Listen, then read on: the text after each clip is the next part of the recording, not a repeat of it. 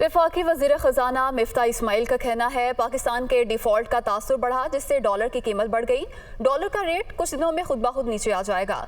New York में दुनिया news से गुफ्तगू करते हुए कहा, सैलाब के बाद की सूरत हाल पर IMF ने हमारी बात को समझा है।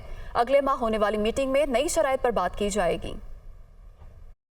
अभी पाकिस्तान की हुकूमत जो है वो इस कंडीशन में नहीं है IMF की प्रोग्राम के अंदर, और जो हमारे पास लिमिटेड डॉलर्स हैं कि जिसके अंदर हम मार्केट में इंटरवेंशन करें। अब डॉलर पूरी दुनिया में हर करेंसी के सामने बढ़ रहा है। पाकिस्तान का कोई क्रेडिट डिफॉल्ट रिस्क का परसेप्शन बढ़ा है।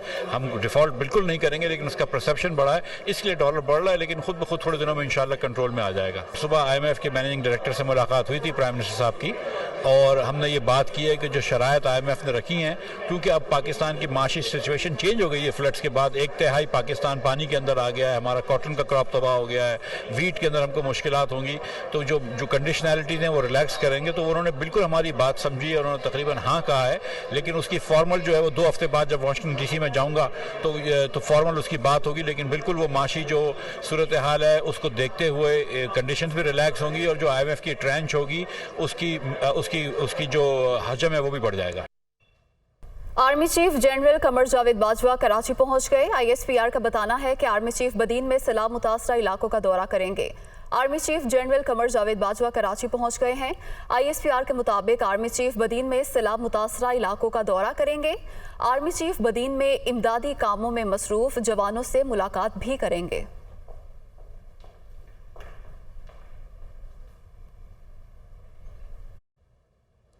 सिंध में सैलाब, महकमा जंगलात की लाखों एकड़ ज़मीनों पर कब्ज़ा अज खुद ख़त्म। सैलाबी रैली के बाइस सरकारी ज़मीनों पर काबिज़ अफराद के घर बह के।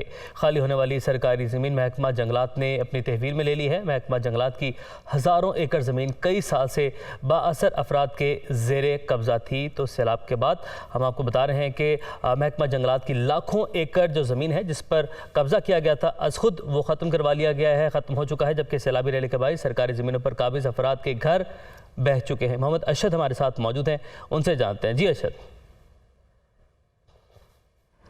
जी बिल्कुल, देखें जो महकमा जंगलात सिंध की जो ज़मीनें थी उसके ऊपर साल से जो था लाखों एकड़ ज़मीन के ऊपर जो था वो कब्ज़ा हुआ था। बासार अफराद थे जिन्होंने इन ज़मीनों पर कब्ज़ा कर रखा था। सिंध हुकूमत ने बारहा कोशिश की इन ज़मीनों पर से कब्ज़ा ख़त्म कराने की, लेकिन वो कब्ज़ा ख़त्म नहीं हो सका। लेकिन सैलाब के बाइस सिंध में जहाँ बड़े पैमाने पर तबाहकारियाँ हुई हैं, लेकिन महकमा जंगलात को जो है वो इससे फ़ायदा हुआ।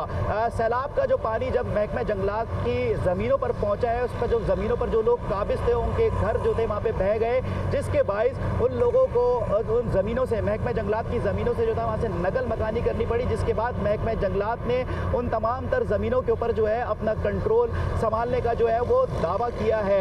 महकमा जंगलात सिंध का ये भी कहना है कि इस हवाले से पुलिस और रेंजर्स को भी जो है वो मुतारिक कर दिया गया है कि अब कोई और शख्स जो है या कोई भी गिरोह जो है वो इन ज़मीनों पर आके कब्जा करने की कोशिश ना करे, और जो भी इस तरह की कोशिश करेगा उनके खिलाफ कानून के मुताबिक जो है वो कार्रवाई की जाएगी। महकमा जंगलात सिंध का ये भी कहना है कि इस सैलाब के बाइस जो है ज़मीनों को बहुत ज़्यादा जो है वो फ़ायदा पहुंचा है। पानी की किल्लत होने के बाइस जो महकमा जंगलात की ज़मीनें थी, हज़ारों एकड़ पे ज़मीनें थी, वो बंजर थी और वहाँ पर दरख्त मौजूद नहीं थे। लेकिन अब वहाँ पे पानी जो है वो वाफर मिकदार में आया है। इसके साथ साथ जो अभी रेले के साथ जो मिट्टी आई है वो भी जो है इन बंजर ज़मीनों के लिए बहुत फ़ायदेमंद है। इसके बाद अब यहाँ पर जो है वो दरख्त जो है वो लगाए जा सकेंगे। महकमा जंगलात सिंध ने हदफ से 1 लाख एकड़ जायद ज़मीन के ऊपर जो है वो अब दरख्त लगाने जो है वो शुरू कर दिए हैं, जंगलात उगाने शुरू कर दिए हैं। इसके साथ साथ 50,000 एकड़ रकबे से जायद ज़मीनों के ऊपर जो है वो मैंग्रोव भी जो है वो महकमा जंगलात सिंध की जानिब से जो है वो लगाए गए हैं। तो ये एक बिल्कुल अच्छी खबर है महकमा जंगलात सिंध के लिए कि जहाँ पर उनकी ज़मीनों पर कब्जा था, बड़ी कोशिशें की जा रही थी। माहौलियात के हिसाब से भी जो है वो ये कह रहे हैं कि अब उनको बहुत ज़्यादा इसमें आसानी होगी और इस काम को जो है। ठीक है अरशद, आपने हमें अपडेट किया, आपका बहुत शुक्रिया। पाक इंग्लैंड T20 सीरीज़ का तीसरा मैच कराची के नेशनल स्टेडियम में ही खेला जाएगा। इस हवाले से सिक्योरिटी के भी सख्त इंतजाम किए गए हैं। जानते हैं नवीद कमाल से। जी बिल्कुल, इस T20 सीरीज़ का तीसरा मैच आज खेला जाएगा। 2 मैचेस पाकिस्तान और इंग्लैंड की टीमों के दरमियान हो चुके हैं। कल का जो मैच है वो बाबर आजम और रिजवान की शानदार बैटिंग की बदौलत पाकिस्तान ने जीता। आज भी तवक्को है शायकीन की बड़ी तादाद मैच देखने आएगी।